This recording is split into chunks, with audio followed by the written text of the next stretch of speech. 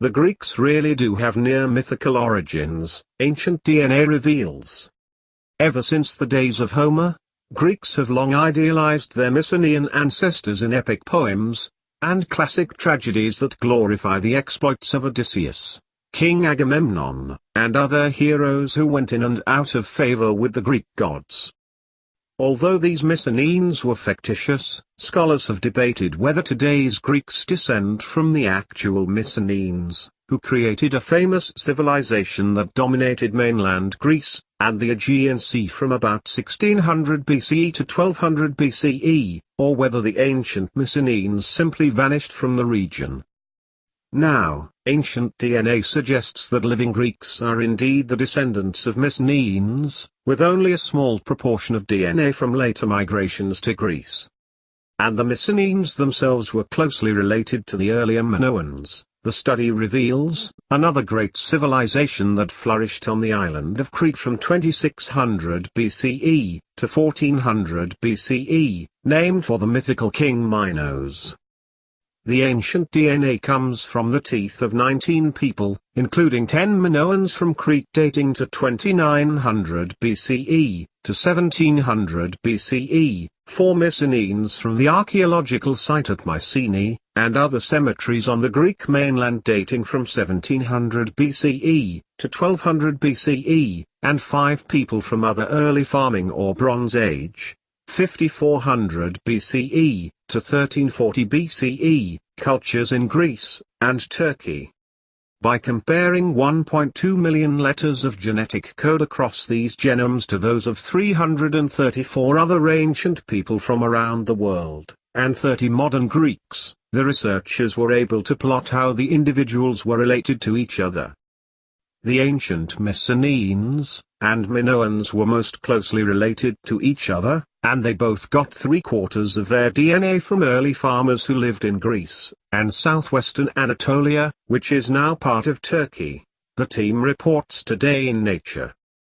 Both cultures additionally inherited DNA from people from the eastern Caucasus, near modern-day Iran, suggesting an early migration of people from the east after the early farmers settled there but before Mycenaeans split from Minoans. The Mycenaeans did have an important difference. They had some DNA 4% to 16% from northern ancestors who came from Eastern Europe or Siberia. This suggests that a second wave of people from the Eurasian steppe came to mainland Greece by way of Eastern Europe or Armenia, but didn't reach Crete, says Iosif Lazaridis, a population geneticist at Harvard University who co-led the study. Not surprisingly, the Minoans and Mycenaeans looked alike, both carrying genes for brown hair and brown eyes.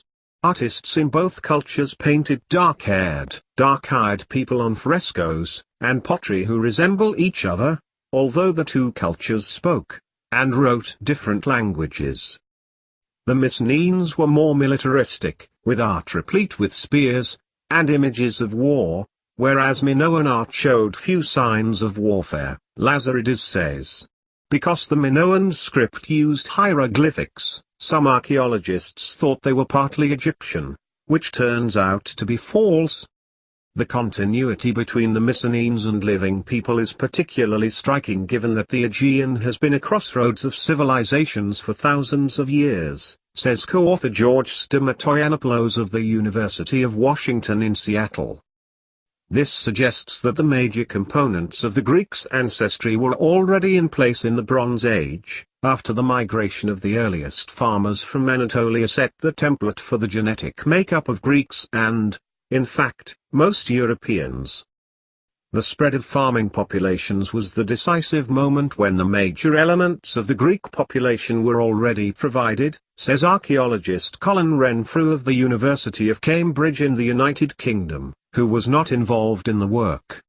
The results also show it is possible to get ancient DNA from the hot, dry landscape of the eastern Mediterranean, Renfrew says. He and others now have hope for getting DNA from groups such as the mysterious Hittites who came to ancient Anatolia sometime before 2000 BCE and who may have been the source of Caucasian ancestry in Mycenaeans, and early Indo-European languages in the region. Archaeologist Christian Christiansen of the University of Gothenburg in Sweden, who was not involved in the work, agrees. The results have now opened up the next chapter in the genetic history of Western Eurasia, that of the Bronze Age Mediterranean.